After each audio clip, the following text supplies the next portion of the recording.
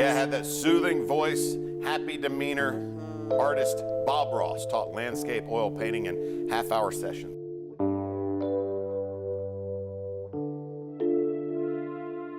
For decades, rumors have swirled about a hidden chapter in Bob Ross's life, one that no one dared confirm.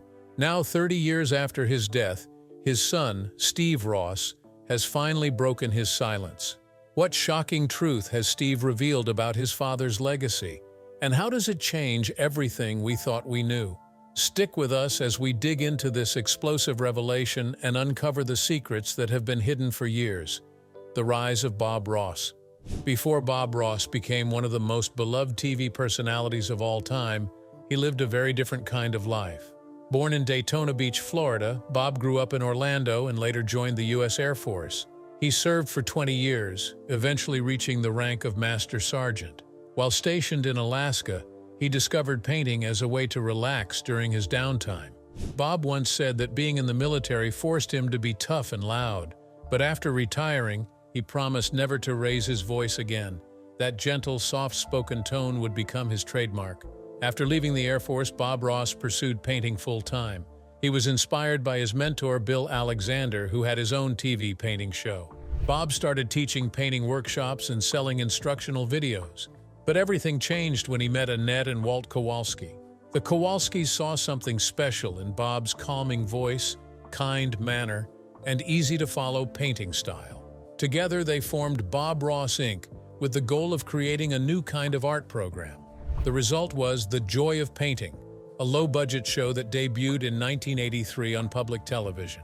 What started as a small project turned into a global phenomenon. The Joy of Painting aired for 11 years and over 400 episodes. Each episode was just 30 minutes long, and in that time, Bob would complete a full landscape painting, usually with mountains, trees, lakes, and clouds. He made it look easy, and his warm encouragement made people feel like they could do it too. Viewers were drawn to how kind and calm he was. He didn't just teach people how to paint, he made them feel relaxed and at peace. His phrases like "happy little trees" and "there are no mistakes, just happy accidents" became part of popular culture. It wasn't just about the art, it was about creating a moment of calm in a noisy world. Even though millions knew Bob from television, most didn't know much about his private life. He rarely talked about personal issues on camera. Off-screen, he was a man who kept things to himself. He was married more than once and had a son, Steve Ross, who appeared on the show occasionally. The people around him say he was kind and hardworking, but also fiercely protective of his work. The show gave off a feeling of peace, but behind the scenes, things weren't always as perfect. The Kowalskis played a huge role in Bob's success. They helped him build Bob Ross Inc. into a business empire. They sold painting kits, instructional books, and licensed his name and image. Bob was the face of the brand, but the Kowalskis helped make it a business that reached far beyond public television. Their partnership seemed strong for years, and Bob's fans had no idea about the deeper complexities of that relationship until much later. But not everything about Bob's legacy stayed as peaceful as his voice. There's more to this story than most people ever knew. The silent son in the shadow. When The Joy of Painting first began airing in the early 1980s, it wasn't just Bob Ross who appeared on the show. Every now and then, viewers would catch a glimpse of someone else, a younger man with a quiet presence and soft voice. That was Steve Ross, Bob's only son. At first, he was just a guest painter, showing up in a few episodes to help demonstrate techniques or to stand in for his father. He didn't talk much, and he often looked a little nervous in front of the camera, but even then, it was clear he had talent. Steve grew up surrounded by art. With Bob as his father, painting wasn't just a hobby, it was part of daily life. But for Steve, the idea of following in his dad's footsteps wasn't always something he wanted. He respected his father deeply, but the spotlight that came with the joy of painting wasn't something he naturally sought. Steve preferred to stay in the background, and for a long time he wasn't sure if he wanted to be a painter at all. It wasn't easy being the son of someone so widely loved and admired. Everyone expected him to be just like Bob, and that kind of pressure can make anyone hesitate. There's a special moment in Season 1 of The Joy of Painting that fans still talk about. It's the first time Bob brought Steve on as a featured guest. In that episode, Bob steps aside and lets Steve take over the canvas. It was quiet, simple, and meaningful. Steve painted with care, and although he didn't say much, his style was clear, similar to his father's but with his own personal touches.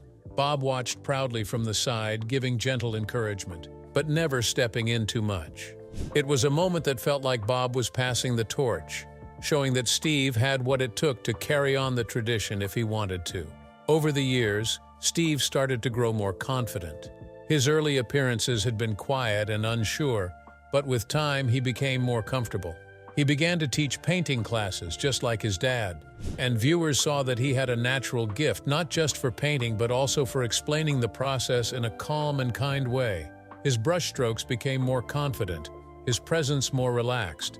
Steve didn't try to copy his father's personality, but he did carry forward that same spirit of patience and encouragement. He had learned from one of the best, and it showed. But as much as Steve loved painting and teaching, he didn't become a public figure the way his father did. After Bob's death in 1995, Steve quietly stepped away from the spotlight. For many years, he almost disappeared from the public eye, and fans were left wondering what had happened to him. His absence was deeply felt, especially by those who remembered his early episodes and saw the potential in him. Still, his connection to Bob's legacy remained strong, even if he wasn't on television. What Steve chose to do after his father's death and why he stayed silent for so long reveal a deeper, more emotional part of the story: the death that shattered everything. In the early 1990s, Bob Ross was still painting joyfully on television, sharing his calming words and peaceful landscapes with millions of fans around the world. But behind the scenes, things were beginning to change. In 1994, Bob was diagnosed with lymphoma, a type of cancer that affects the lymphatic system. He chose to keep his illness private. Very few people knew what he was going through. On screen, he kept smiling and painting, not wanting to bring sadness into the lives of his viewers. But the disease was serious, and it slowly began to take a toll on him. As Bob's health declined, the people around him reacted in very different ways. His family and close friends wanted to make sure he was cared for and that his final wishes were respected. But others had different ideas. In the final months of his life, Bob found himself caught in a difficult and emotional situation. There were growing tensions between his son Steve and the people who had helped build Bob Ross Inc., Annette and Walt Kowalski. These tensions grew even stronger when questions about control of Bob's name, art, and brand began to surface. One of the most talked about moments from Bob's final days was the appearance of a contract that some say he was pressured to sign. This so-called deathbed contract was reportedly brought to him when he was very weak and near the end of his life. According to those close to Bob, the Kowalskis were trying to get him to sign over full rights to his name, image, and intellectual property, essentially giving them full control over the Bob Ross brand forever. Bob, knowing what this would mean, refused to sign it. His son Steve and Bob's half-brother, Jimmy Cox, stood by him during this time and tried to protect him from these pressures. Bob's last will and testament, signed in 1994, reflected his desire to keep his legacy in the hands of his family. He left most of his estate to his son Steve and named Jimmy Cox as the executor of his will. In doing so, Bob made it clear that he wanted his loved ones to have control over what happened to his name and art after he passed. He believed that they would protect his message and values: kindness, creativity, and joy. When Bob Ross died on July 4, 1995, at just 52 years old, it broke the hearts of fans around the world. But behind the scenes, his passing marked the beginning of something even more painful for his family. Just weeks after Bob's death, his second wife, Jane Ross, also passed away. Jane had been battling cancer as well, and her death left Steve without both of his parents in a very short span of time. In the middle of this grief, legal issues exploded. Jimmy Cox, acting as executor of Bob's will, began facing challenges from the Kowalskis. They claimed ownership of Bob's name and likeness through previous business arrangements. Steve and Jimmy tried to fight for what they believed Bob truly wanted, for his family to control his legacy. But the legal road ahead was difficult and confusing. The court cases that followed were long and emotionally draining, with each side claiming to be the rightful guardian of Bob Ross's legacy.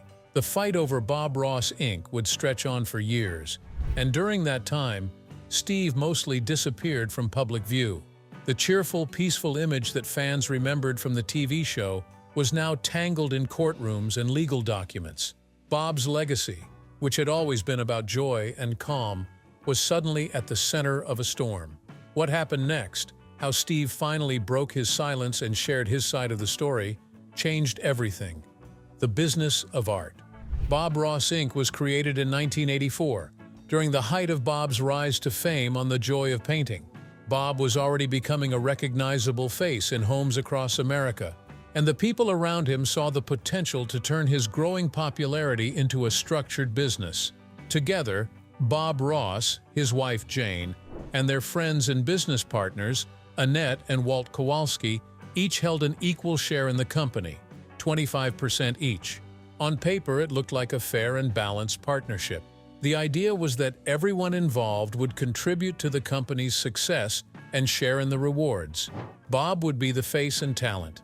The Kowalskis would handle much of the business side, and Jane was both Bob's support system and part of the decision-making.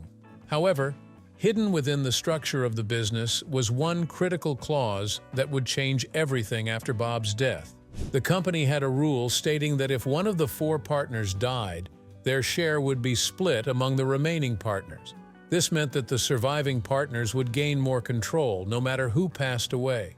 At the time the clause was created, it may have seemed like a reasonable way to keep the company stable, but in the long run, it gave the Kowalskis a legal path to becoming majority owners. When Jane Ross passed away shortly after Bob's death in 1995, the balance of power in the company shifted completely. Bob, who still owned 25% of the company at the time of his death, had left everything to his son Steve and his half-brother Jimmy Cox. But because of that business clause and how it was interpreted, Bob's share didn't go to his family the way he intended.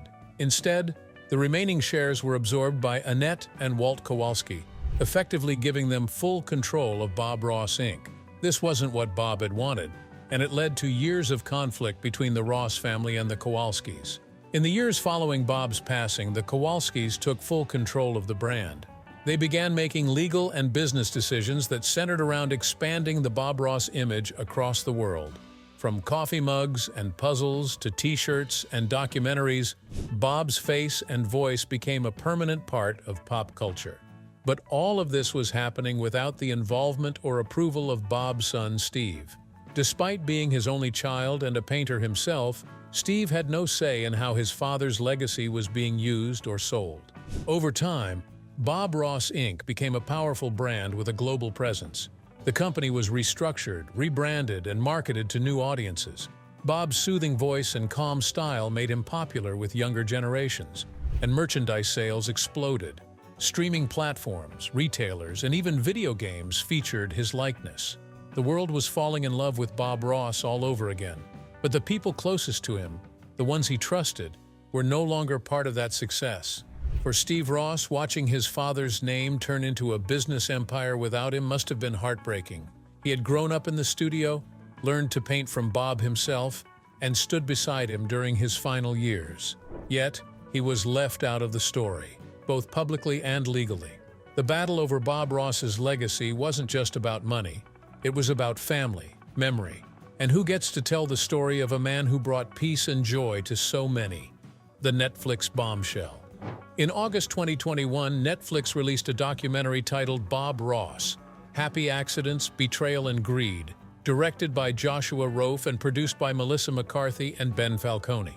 This 92-minute film delves into the life of Bob Ross, the beloved painter known for his calming presence on The Joy of Painting and the complex legal battles over his legacy following his death. The documentary reignited public interest in Bob Ross's life and legacy, shedding light on the lesser-known aspects of his story. It features emotional interviews with his son, Steve Ross, who shares insights into his father's intentions and the challenges faced in preserving his legacy. Steve discusses the alleged attempts by business partners Annette and Walt Kowalski to gain control over Bob Ross Inc., the company managing Bob's name and image. One of the major revelations in the film is the existence of a deathbed contract that the Kowalskis allegedly tried to have Bob sign, which would have granted them rights to his name and likeness. Bob reportedly refused to sign this document, aiming to keep control within his family. Despite his efforts, legal maneuvers eventually led to the Kowalskis gaining control over Bob Ross, Inc., leaving his family without rights to his name or profits from his work. The documentary also highlights the fear and silence among former colleagues and friends of Bob Ross. Many were hesitant to speak out, fearing legal repercussions. This atmosphere of intimidation contributed to the challenges faced by those attempting to honor Bob's true legacy. Upon its release, the documentary sparked a significant reaction from fans and the public. Social media platforms were flooded with expressions of outrage and support for Steve Ross. Viewers were moved by the revelations and expressed a desire to see justice for Bob's family.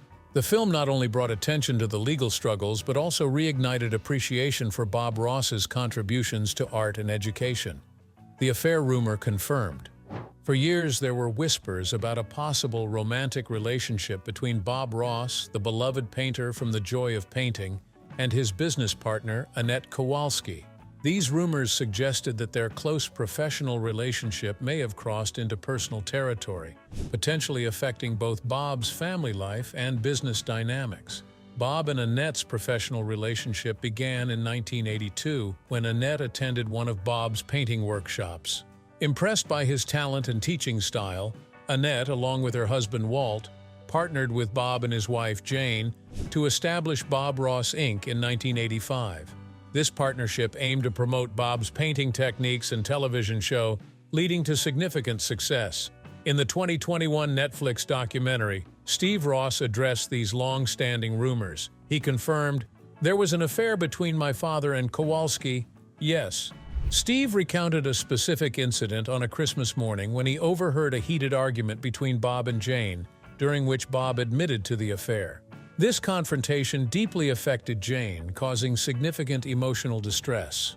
The revelation of the affair had profound implications for Bob's marriage to Jane. While they managed to reconcile before Jane's death in 1992, the trust between them was undeniably damaged. Jane's passing further complicated the dynamics within Bob Ross, Inc., as her absence shifted the balance of power among the partners. The affair also strained the professional relationship between the Ross and Kowalski families. While they continued their business collaboration, underlying tensions persisted. These tensions became more evident after Bob's death in 1995, leading to disputes over the control and direction of Bob Ross, Inc. The Kowalski family has consistently denied the allegations of an affair. They maintain that their relationship with Bob was strictly professional, and that any claims suggesting otherwise are unfounded. In response to the documentary's claims, the Kowalskis stated that their portrayal was inaccurate and heavily slanted, emphasizing their commitment to preserving Bob's legacy. The contrasting accounts from Steve Ross and the Kowalski family have left fans and the public grappling with differing narratives. While the documentary brought these issues to light, it also highlighted the complexities of personal relationships intertwined with business partnerships. The true nature of Bob and Annette's relationship remains a topic of debate, reflecting the challenges in discerning personal histories, especially when intertwined with business interests. The legal battles and lost legacy. In 2017, Steve Ross, the son of Bob Ross, took legal action in an attempt to reclaim his father's name and legacy. For years, Steve had watched as Bob Ross's image and brand flourished under Bob Ross, Inc., but the Ross family had little to no say in how it was managed or benefited financially. The lawsuit was Steve's effort to correct what he saw as a fundamental injustice, his father's legacy being controlled by people outside the family, particularly the Kowalskis, who were deeply involved in the business side of Bob's brand. The legal obstacles in Steve's case were significant. Many of the contracts that Bob Ross had signed during his lifetime were decades old, making it difficult for Steve to challenge them. These contracts, made when Bob was at the height of his fame, granted the Kowalskis significant control over the brand and its financial outcomes. For Steve, it felt like a David versus Goliath fight, with him as a single individual, going up against a company that had grown immensely profitable and well-established. The legal framework surrounding these agreements was complicated, and Steve's battle was always going to be tough given how entrenched the Kowalskis were in the business. In 2019, the court ruled against Steve, effectively shutting him out of his father's legacy. The decision was a crushing blow to Steve, who had hoped for years to gain some control over how his father's image was used, and, more importantly, to ensure that the Ross family would benefit from Bob's widespread fame. The court's decision reinforced the power and control that the Kowalskis held over Bob Ross Inc., and Steve was left to face the painful truth. Despite his father's face being everywhere, on merchandise, TV reruns, and countless products, he himself would not be seeing any of the financial rewards from his father's legacy. Under the Kowalskis' control, Bob Ross Inc. has become an incredibly lucrative business. Bob's face, his soothing voice, and the iconic Happy Little Trees have been a cornerstone of its success. The brand continues to thrive through various channels: paint supplies, instructional books, merchandise, and streaming services, all of which generate millions of dollars annually. Yet, for all this financial success, the Ross family has seen very little. Steve Ross, despite being the son of the man whose image and teachings are at the heart of this empire, has not received any meaningful financial compensation from Bob Ross Inc. The situation highlighted the stark contrast between Bob's genuine, humble desire to teach and share art with the world and the cold reality of how his brand had been commercialized. The fact that Bob Ross's face continues to sell millions of products while his family sees none of those profits adds to the painful irony of the situation. Bob's desire was never to build a commercial empire, but to inspire people to pick up a paintbrush and express themselves. However, that vision became entangled in a complex web of business dealings, legal contracts, and financial interests. For Steve, the ongoing success of Bob Ross Inc. without any benefit to the family has been a constant reminder of how his father's image has been used, not for personal gain or artistic integrity, but for corporate profit. Steve's legal battle and the eventual outcome serve as a stark reminder of how business, even when wrapped in the warmth of creativity and inspiration, can sometimes overshadow the very essence of what was originally intended. Despite the financial success of Bob Ross Inc., Steve's fight is far from over. Steve Ross's pain and disappearance. After Bob Ross's death in 1995, Steve Ross went through a very difficult period. The loss of his father hit him hard, and he found himself struggling with deep depression. Steve often spoke about how the grief from losing Bob, combined with the legal battles and the ongoing challenges with Bob Ross Inc., led him to feel hopeless. He had always been overshadowed by his father's fame, and after Bob's passing, Steve found himself in a place where he didn't know who he was anymore. His mental health took a severe toll. He experienced suicidal thoughts, feeling that his life had lost its direction. During this time, Steve also distanced himself from the one thing that had once brought him closer to his father: art. Growing up, Steve was always involved in painting, learning alongside Bob as he helped with the show and the business. But after Bob's death, painting became a source of pain for Steve. The very act of creating art, which once felt like an expression of peace and joy, now reminded him of everything he had lost. It reminded him of the family ties that were broken and the complicated legacy that his father had left behind. Art, which once felt like a way to connect with his father, now felt like a reminder of his grief and confusion. So Steve abandoned painting entirely, feeling unable to pick up a brush again. For years, Steve remained out of the public eye, living in silence as he struggled privately with his pain. He didn't want to be associated with the Bob Ross brand, which was still under the control of the Kowalskis. Steve felt betrayed by the way his father's legacy was being handled, and he wanted nothing to do with the public image of Bob Ross that continued to thrive in the media and on merchandise. The legal battles and emotional wounds made it difficult for him to face the world, and he withdrew into a life far from the spotlight. Then, in 2019, something unexpected happened. Steve decided to return to the public eye by holding a painting workshop in Indiana. It was a small step, but it was a powerful one for Steve. The event was a chance for him to reconnect with art, his father's legacy, and the fans who had always supported Bob Ross. The workshop was a turning point for Steve, allowing him to rediscover his love for painting and more importantly, reconnect with the community that had adored his father. The event became more than just about painting, it was about healing. Fans who had watched Bob Ross for years were overjoyed to meet Steve, and their support gave him a renewed sense of purpose. Steve began to realize that there were still people who cared about him and the Ross family, and that the love for his father's message was still strong. Despite this newfound sense of purpose, Steve's journey toward healing was far from easy. In 2022, he suffered a heart attack, which was another blow to his health and well-being. The heart attack served as a reminder that his struggles were ongoing, and the pain from years of emotional turmoil and stress had taken a physical toll. However, even after the heart attack, Steve remained determined to continue his journey of healing. He was determined to honor his father's legacy in his own way, even if it meant facing the difficult emotions and memories that had kept him away from painting for so long. Steve's return to the public eye was a step toward reclaiming not just his father's legacy, but his own life. The road ahead for him is still a difficult one, but with the support of the fans who have been with him through thick and thin, he's taking it one day at a time. If you enjoyed this video, don't forget to like, share, and subscribe for more updates on your favorite stars. You won't want to miss what's next.